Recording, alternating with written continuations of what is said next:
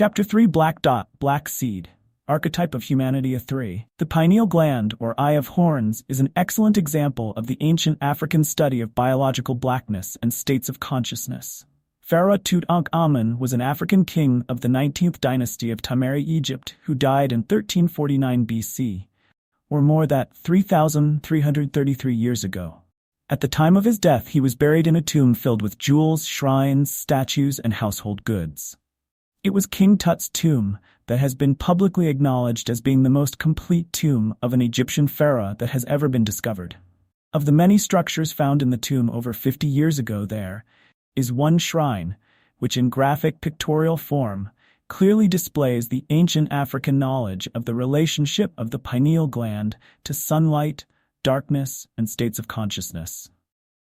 This displayed a fact well known to ancient African scholars and priests more than 3,333 years before its discovery by European African scholars in the late 1950s.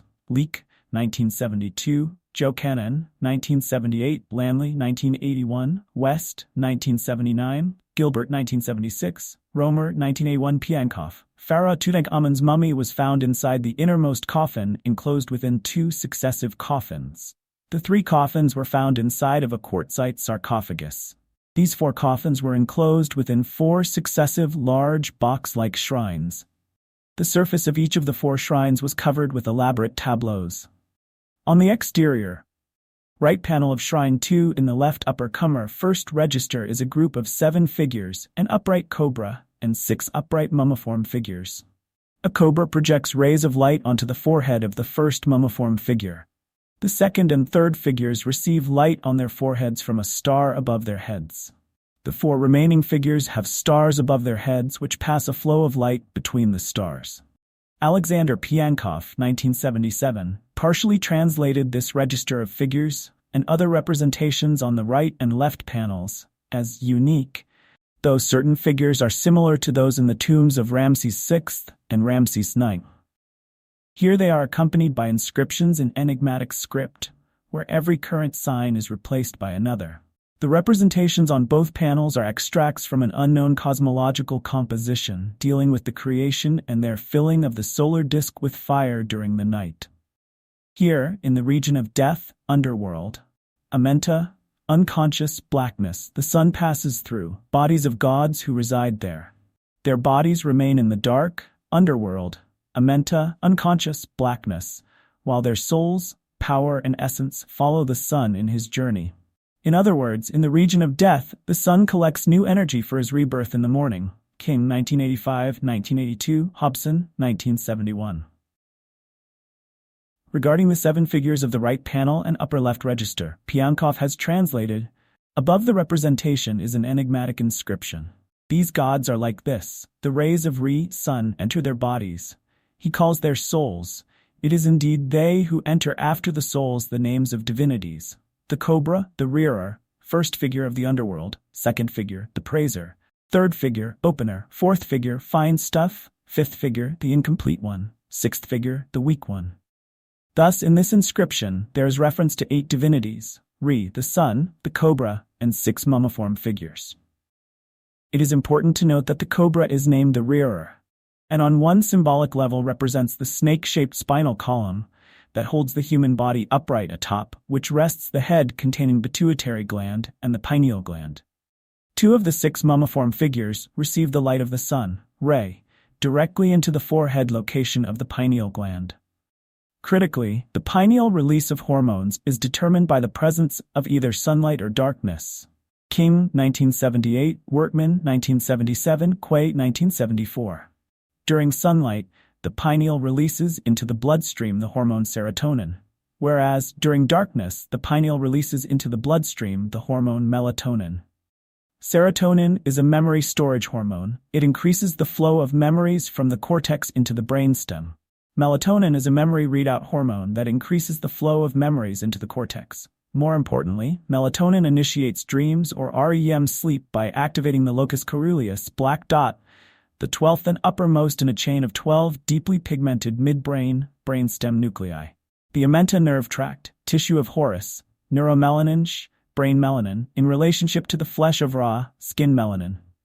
King, 1982, Hobson, 1974, Cannon, 1976, Moskowitz, 1978, Jouvet, 1965, Alsweski, 1954, Bazelon, 1967, Feinschel, 1968, Marsden, 1961, Scherer, 1939. Dreams have long been considered by many to be a royal road to the unconscious, making visible the soul, spirit, body, and mind of various realms of consciousness. Thus, the pineal gland, which was named by ancient Africans as the Eye of Horus, is the eye of inner vision, that form of vision or consciousness that was the very goal of an entire educational process of the ancient Africans of Tamari. George James, 1976, said the Egyptian mystery system had 3 grades of students. 1. The mortals, i.e., probationary students who were being instructed but who had not yet experienced the inner vision. 2. The intelligences, i.e., those who had attained the inner vision and had received mind or nous. And 3. The creators or sons of light, i.e., those who had attained true spiritual consciousness. Additional proof of the ancient Egyptian knowledge of the anatomy and physiology of the pineal comes from a historical review of the study of the pineal gland. Modern science has deemed the Greek anatomist Herophilus, 325 to 280 BC, as the first one to discover the pineal gland and to locate its primary site of action to be the brain ventricular system. Writer, 1981. Yet, upon viewing pictures of the unwrapping of Pharaoh Tutankhamun's bead by Carter and Derry, Leak, 1972, in the 1920s there was found a golden bird that laid across the top of the crown of the head with outstretched wings, covering the front of the head and the body of the bird along the center of the head. This may have been a symbolic statement of the actual African knowledge of the location of the soul being in the brain's CSF ventricular system, because the shape of the bird closely resembles the top view appearance of the ventricular system. The lateral ventricles are similar to the outstretched wings, and the bird's body is similar to the third and fourth ventricles. King, 1985, Feinschel, 1968, James, 1976. The pineal gland is located at the posterior end of the third ventricle, and the pituitary gland, the hypothalamus, anterior end of the third ventricle. The third ventricle has long been held to be the vault of initiation. The perfectly clear fluid of the third ventricle has been named the dew, the fluid that crystallizes spirit or light as it descends from the heavens to the earth.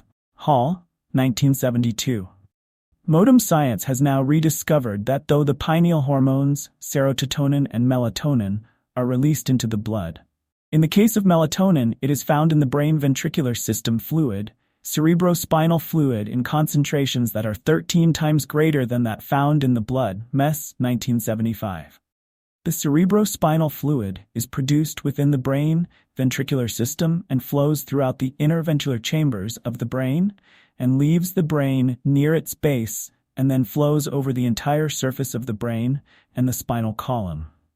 Modern science has now come to see that many important hormones produced in many sites throughout the body are found within fluid and travel in it, much like a vast freeway, to activate many receptor sites along the walls of the various chambers of the brain's internal ventricular system. Barr, 1982. The notion of the bird representing the soul is indeed an old African Anu concept. A human-headed bird, Ba, was used by ancient Egyptians to represent the soul, whereas the Bennu bird, Anu Ben bird, or stork was used by these Africans to represent the spirit. Lamy, 1981. Thus, to find the symbolic soul-spirit bird Tutankhamun's Heth 1,000 years before the birth of Herophilus shows a clear error in the Greek claim that Herophilus discovered the pineal and defined the soul to be in the brain ventricular system. Furthermore, the ancient Egyptians built their temples as replicas of the human body. They knew that the same powers present in the universe, macrocosm, were present in man, microcosm. Thus, they painted the ceilings of their temples blue to represent the starry heavens. James, 1976. In Pharaoh Tutankhamun's tomb was found a statue of the god Ta, who represented the mind or Memphite cosmology hill emerging out of the primeval waters of Nun, space, Great Lakes region of Africa, blood, cerebrospinal fluid. That Shabaka, Memphite cosmology held that the sun, Aram, sat atop the hill.